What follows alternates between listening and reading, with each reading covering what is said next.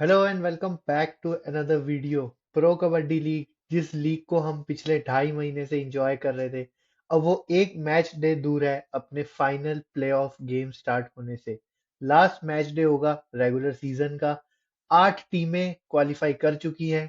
Wait wait wait wait 7 टीमें qualify की हैं ऑन पेपर, बट 8 की 8 टीमें क्वालिफाई कर चुकी हैं। पटना पायरेट मेरे हिसाब से क्वालिफाई कर चुकी हैं। कैसे करी है वो मैं एक्सप्लेन करता हूँ अभी थोड़ी देर में। आज 3 मुकाबले हैं। मुझे नहीं लगता किसी गेम की उतनी इंपॉर्टेंस है, बट फिर भी उन पे बात करेंगे। उससे पहले अगर आप चैनल पर नए हैं तो चैनल को करिए सब्सक्राइब, वीडियो को करिए लाइक, और हम फिर आगे बढ़ते हैं गेम डे के अंदर। तो जैसा मैंने बोला कि 8 टीमें क्वालिफाई कर चुकी हैं, जबकि ऑन पेपर तो 7 की हैं। तो उसका जो मैथमेटिकल सिनेरियो अगर मैं आपको दिखाऊं, आप देखें तो पटना पायरेट अभी 8वें नंबर पर है, उनके 12 पॉइंट हैं। उनके नीचे 2 टीमें बची हैं, गुजरात टाइटंस और उनके नीचे 2 टीमें बची हैं, गुजरात जायंट्स और यूपी योद्धा, दोनों 12-12 पर है। अब आप कहेंगे कि अगर यूपी जीत जाती है या गुजरात जीत जाती है तो वो भी क्वालिफाई कर सकते हैं 14 पॉइंट पर, अगर पटना हार जाती है, क्योंकि पटना ने अभी अपना एक गेम खेलना है। बट वैसा नहीं होगा, क्योंकि अगर आप देखेंगे तो स्कोर डिफरेंस दोनों का बहुत ज्यादा है। इवन अगर आप गुजरात का और पटना का स्कोर डिफरेंस देखें तो वो -40 का है। 40 पॉइंट का मार्जिन आप कैसे कवर कर सकते हैं? वो एक ही तरीका है कि पटना बहुत बुरी तरह हारे 20-22 पॉइंट से, और गुजरात 20-22 पॉइंट से जीते। क्या ये चीज हो सकती है? हो सकती है, बट क्या होगी? मुझे नहीं लगता, क्योंकि जिस तरह की अगर आप साथ में फॉर्म भी देखेंगे उनके बगल में, तो पटना 4 मैच जीत कर आ रही है। हो सकता है पटना मैच हारे, बट क्या 20 पॉइंटों से? वो मुश्किल कहना। वहीं पे दूसरी तरफ अगर हम देखें तो गुजरात, क्या वो 40 पॉइंट से जीत सकते हैं? मुझे लगता है वो पहले जीत जाएं, वो बड़ी बात है उनके लिए। 40 पॉइंट से जीतने का सोचना तो थोड़ा अलग इमेजिनेशन हो जाएगी। वहीं पे अगर हम बात करें आज के मैचेस की, आज मुझे लगता है बिग मार्जिन विक्ट्रीज का डे था। आप देखिए जिस तरीके से शुरुआत की हरियाणा स्टीलर्स ने तेलुगु टाइटंस के सामने।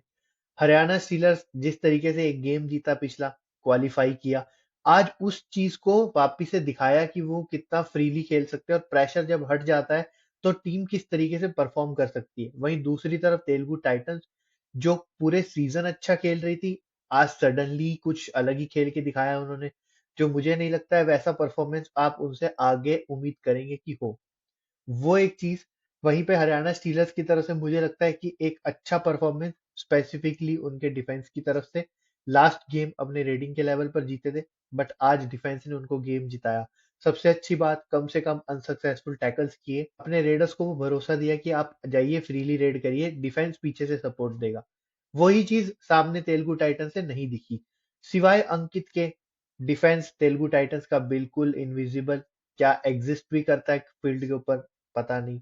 आज विजय मलिक के लिए भी एक ऑफ गेम, तो उनसे ये कंसर्न है कि किस तरीके से वो आने वाले गेम्स में अपनी रिदम वापस लेकर आते हैं, क्योंकि प्लेऑफ्स में उनका जरूरी है खेलना। वहीं पे भरत, उनका एक अच्छा परफॉर्मेंस आया वहां पर। और ओवरऑल मुझे लगता है तेलुगु टाइटन थोड़े से आज कंसर्न होंगे अपने परफॉर्मेंस से, चाहेंगे कि इसको वन ऑफ डे समझकर मिस करें, बट अगले आने वाले प्लेऑफ्स के गेम में अच्छा परफॉर्म करना पड़ेगा। अगर उन्हें वो ट्रॉफी देख रहे हैं जीतने के लिए, तो अच्छा परफॉर्म करना होगा।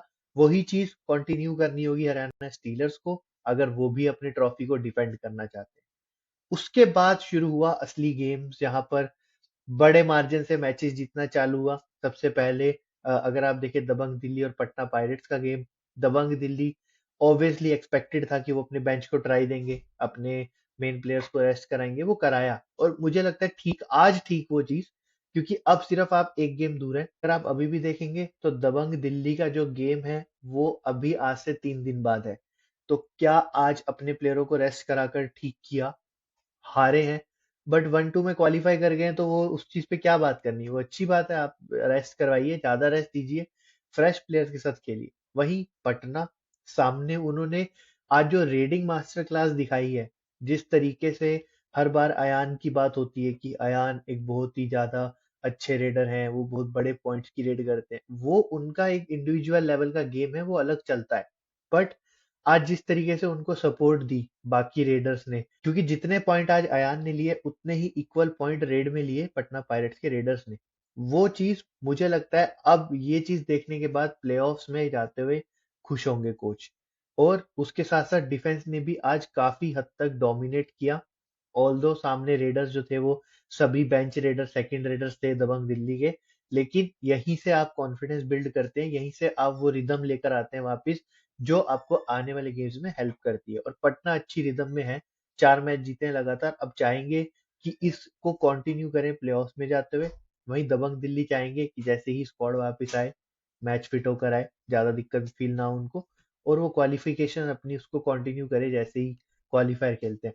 वहां पर आपके पास दो चांसेस हैं, आप क्वालिफायर हार भी जाते हैं तो आप सेकंड खेल के फाइनल जा सकते हैं। नहीं चाहेगी कोई भी टीम की हारे, बट हाँ आप ऑप्शन लेकर चलते हैं वो चीज। उसके अलावा बंगाल वॉरियर्स और बेंगलुरु बुल्स का गेम, एक और बड़ी विक्ट्री बेंगलुरु बुल्स की। और जिस तरीके से बंगाल वॉरियर्स पिछले गेम में बिना देवांग के खेले, आज भी बिना देवांग के खेले, ये जिस तरह के सिनेरियोज बनते जा रहे हैं एंड ऑफ द सीजन की तरफ, ये किस तरफ लेकर जा रहे हैं लीग को, ये थोड़ा कहना मुश्किल। बट हाँ, डेफिनेटली ये पॉजिटिव इम्पैक्ट नहीं आ रहा है टीमों के ऊपर और प्लेयर्स के ऊपर।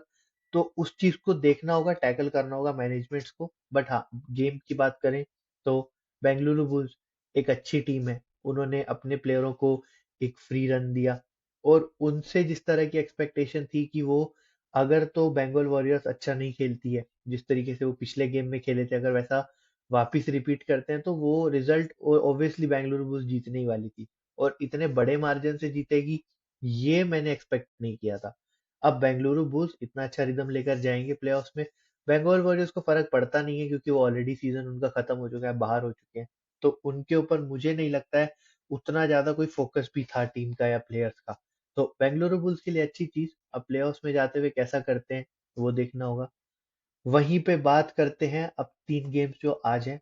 उससे पहले एक चीज जो अभी वापिस से मैं बात करूंगा, जहां पर अगर आप देखें प्रेस में अर्जुन और कोच संजीव बालियान के कुछ स्टेटमेंट्स आए हैं, जो डेफिनेटली किसी भी कबड्डी फैन को प्लीज नहीं करेंगे। वो नहीं चाहेंगे वैसी चीजें सुनना। और जिस तरीके से उन्होंने पुट ऑन की हैं चीजें मीडिया के आगे, वो सुनकर डेफिनेटली नहीं लगता है कि चीजें और सिनेरियोज अच्छे हैं वहां मैनेजमेंट के अंदर या इवन टीम के अंदर। जो उन्होंने पॉइंट्स पुट किए हैं वो सभी ने देखे। मुझे रिपीट करने की जरूरत नहीं है वो पॉइंट्स, बट हाँ उससे एक चीज क्लैरिटी मिलती है कि कोच पूरे सीजन पावरलेस रहा है। और जिस तरीके से कोचिंग चली है वहां इनपुट्स नहीं आए हैं कोच की तरफ से। जब एक कोच के इनपुट्स नहीं आते हैं तो आप एक्सपेक्ट भी नहीं करते हैं कि टीम अच्छा करे।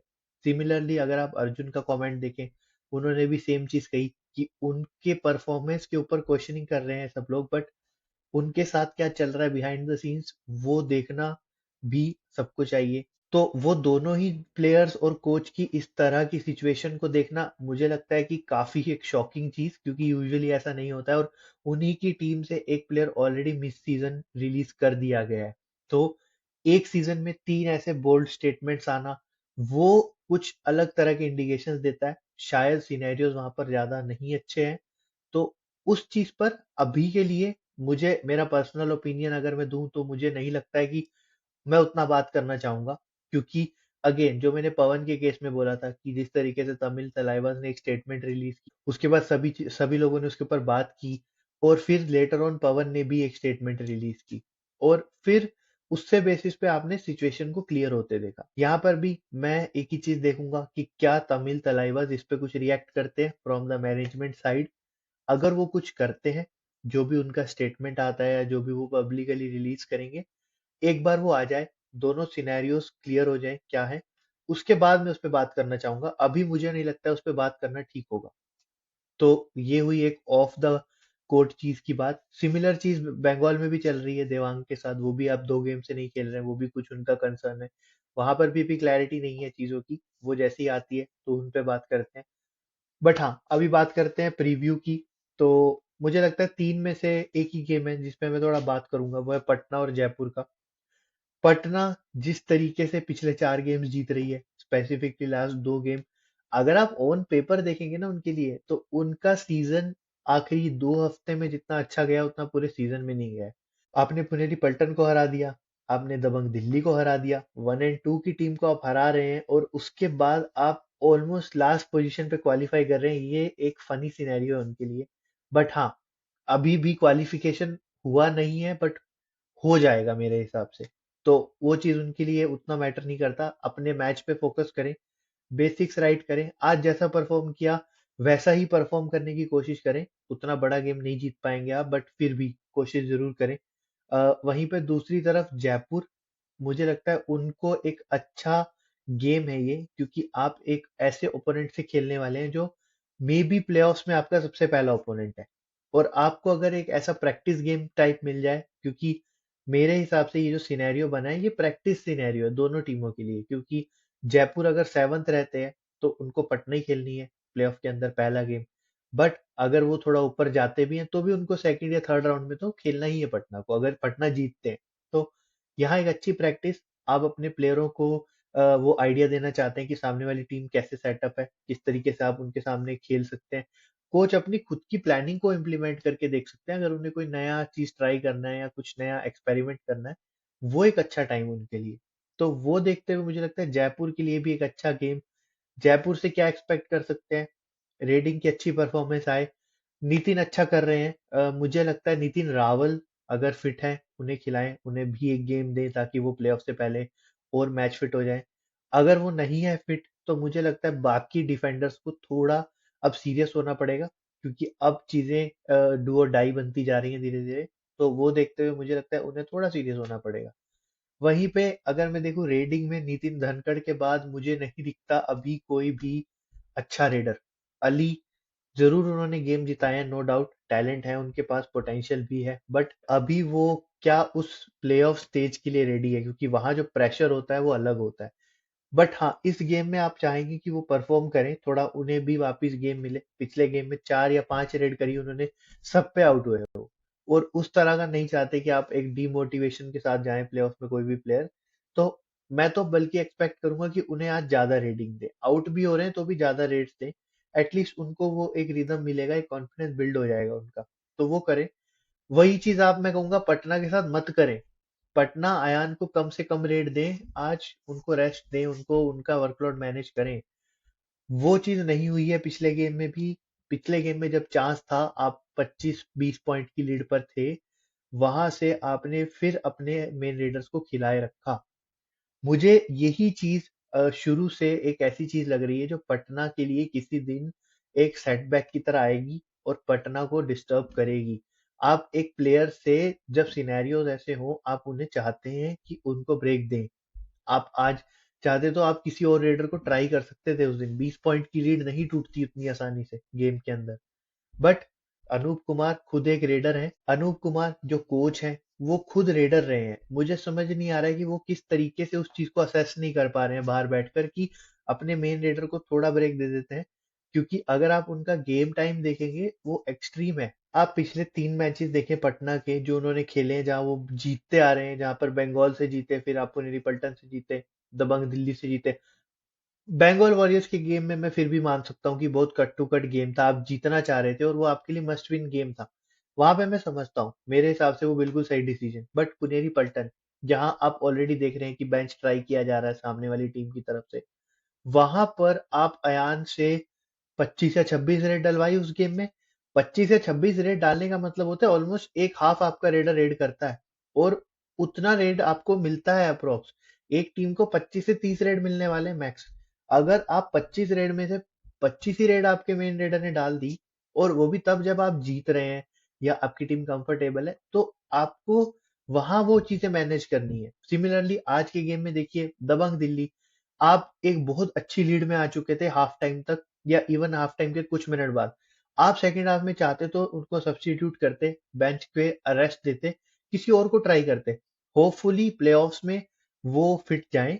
बट आज भी देखिए 22-23 रेड की है। 22-23 रेड आज, 25 रेड एक दिन पहले, उससे 2 दिन पहले आप बंगाल के सामने खेले, फिर 25-26 रेड।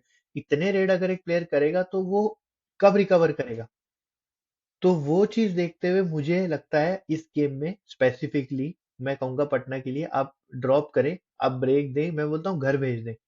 बट उनको ब्रेक दीजिए, अदरवाइज मुझे लगता नहीं है कि वो इवन मैं इंजरी कंसर्न भी अगर साइड में कर दूं 1 मिनट के लिए, तो उस केस में भी आप देखिए फटीग होती है। जब एक रेडर आएगा, वो फ्रेशनेस नहीं रहती आपकी बैट के ऊपर।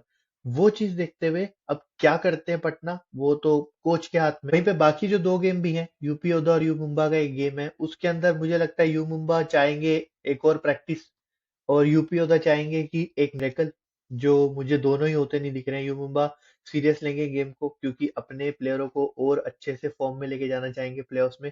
यूपी योद्धास क्या 20 पॉइंट से हरा सकते हैं यू मुंबा को, या 25? अगर मैं हाइपोथेटिकली ले लेता हूँ कि आप पटना पायरेट्स आज मैच हारते हैं, जयपुर बहुत अच्छा खेलती है, आप 15 पॉइंट से हरा देते हैं पटना को, तब भी क्या यूपी योद्धा 25 पॉइंट से जीत सकती है? मुझे नहीं लगता। वो नहीं जीत सकते 25 पॉइंट से।